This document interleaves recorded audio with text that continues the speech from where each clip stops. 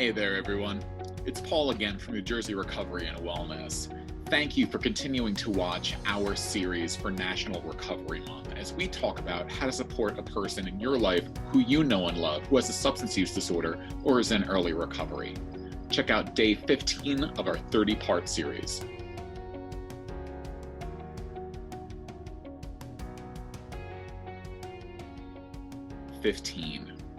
Set goals. Goals are useful for all of us. Doesn't matter if you have a substance use disorder, a mental health condition, or not. Setting goals serves many different focuses in our life. Number one, goals provide direction, a sense of purpose, and they can help us demonstrate progress. When we are goal-oriented, we are focused on our desires, our needs, what we want to do in our life. It's commonly said that people who are very successful in what they determine to be successful in their lives are goal-oriented people. Specifically, this means these individuals have defined goals, well-defined goals. They're able to visualize their goals routinely, and they're able to take actionable steps towards attaining their goals. When we're talking about being able to look at our goals or visualize our goals daily, this can mean different things for different people. Keep in mind, when we have a defined goal, we can write it out. We can write it out and put it into a planner, a calendar, or an agenda book. If it's something that you're looking at on a daily basis, this is going to be great. For other individuals that don't use paper products anymore, it might be useful to write down goals or intentions in a calendar app in a smartphone and have it be something that you're looking at routinely.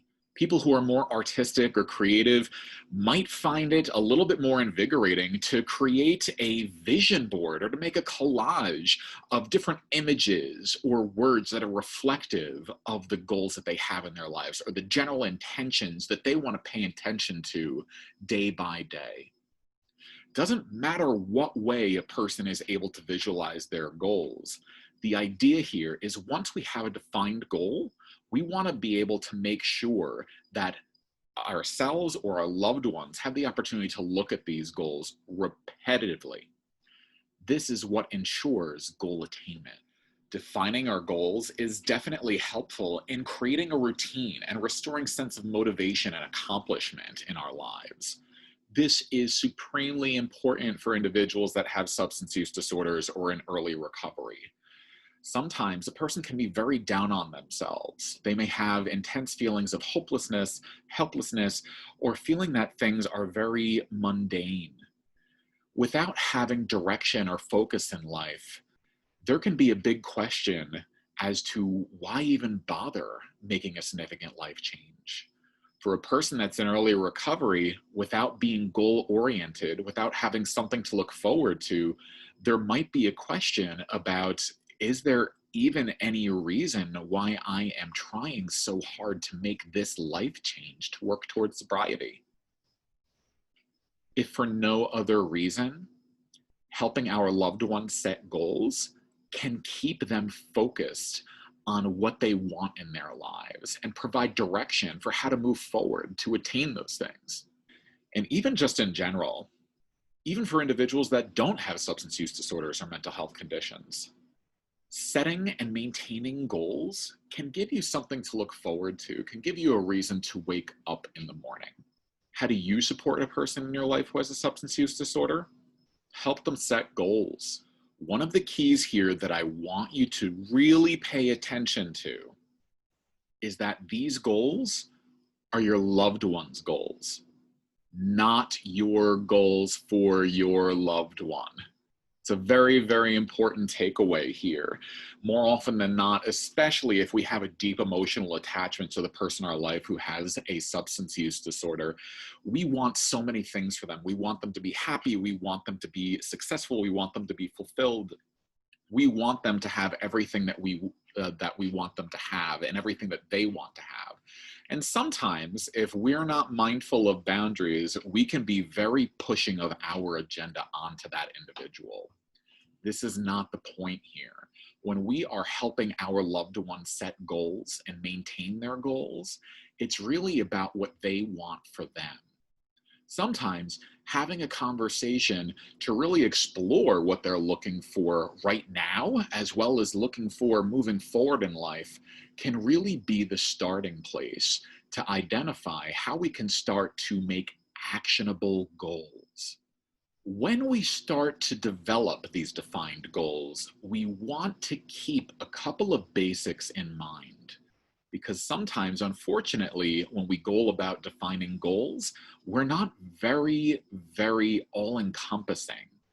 And if we're not focused on how we're actually determining our goals, things can be a little wishy-washy and not really well defined. It can be strongly recommended to adhere to a SMART goal format. SMART is an acronym. It stands for specific, measurable, attainable, relevant, and time sensitive. A SMART goal. So let's break this down a little bit. Let's start at the beginning. Specific. So when we're talking about goals, what specifically are we looking for here? We need to identify exactly what it is that we are looking for. Measurable. How do we know if a goal is measurable? There's lots of different ways that you can measure things. In some ways, it might be I'm either doing a specific behavior or not doing a specific behavior. In other ways, it might be about fulfillment. Let's say, for example, if a person is looking for a job. So I am going to put in 2 applications 4 days a week. So I can specifically measure that particular goal, right? So if I look at a calendar week, Sunday through Saturday, can I, on 4 days of that week, identify that I have put in 2 job applications on those 4 different days? We're being specific, and we're providing a measurement to be able to tell us if we are reaching that goal. Attainable.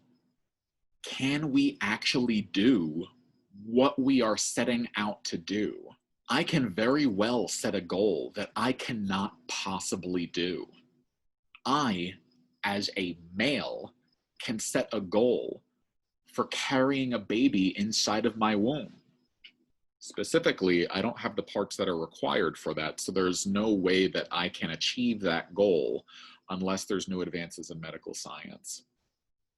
If we're going to set a goal, it has to be specific, we have to be able to measure it, and it has to be something that we can actually do. Let's not set ourselves up for failure. Goals need to be attainable. We also want to make sure that goals that are being set are relevant.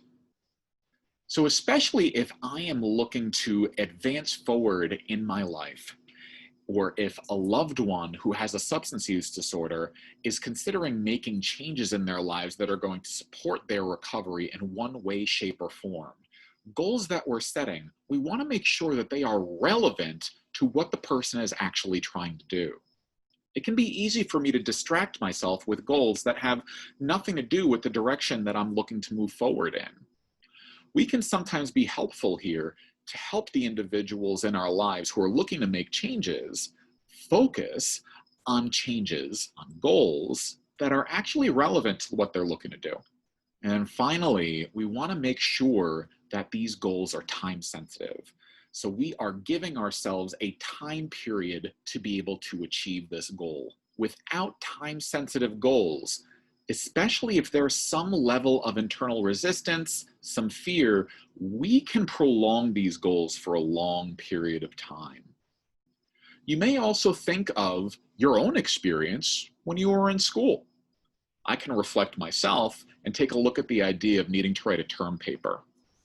I have the skills, I know what it takes to get it done.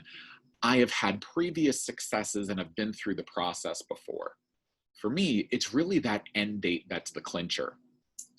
I tend to procrastinate for a period of time. However, if I have an end date in mind, I always manage to kind of get it all together to make sure that I am set for that deadline.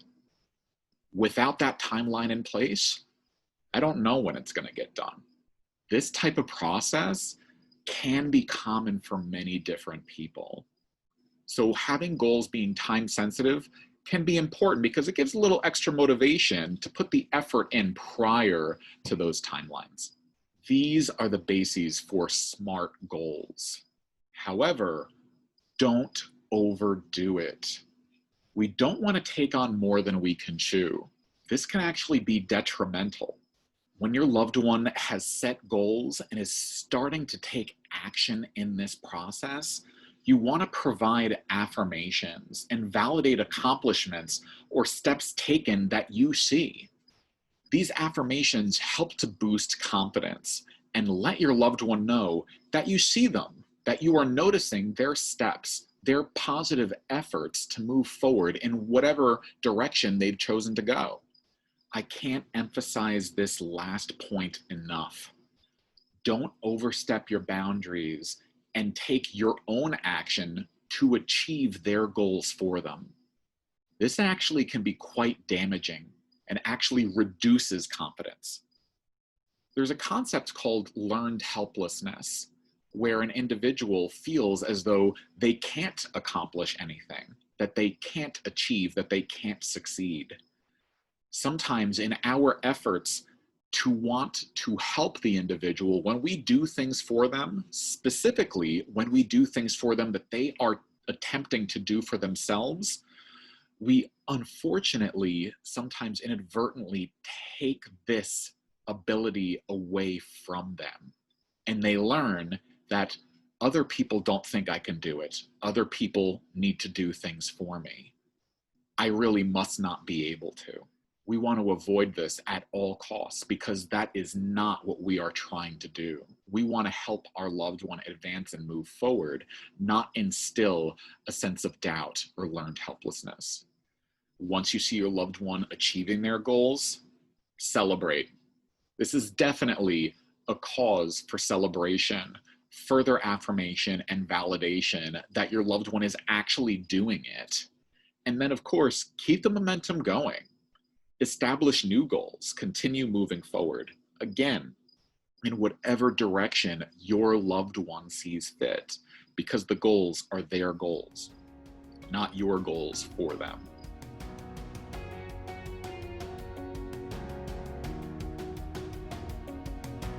Thank you so much for continuing to join us as we do our day-to-day videos for National Recovery Month. If you liked what you saw, please do click that like and subscribe and ring that bell so you can get notifications for other videos in this series, as well as other videos that we post on this channel. This was day 15 of National Recovery Month. We're halfway through. Please do share information that you see here with others that you think could benefit from it. We appreciate you. Have a good one.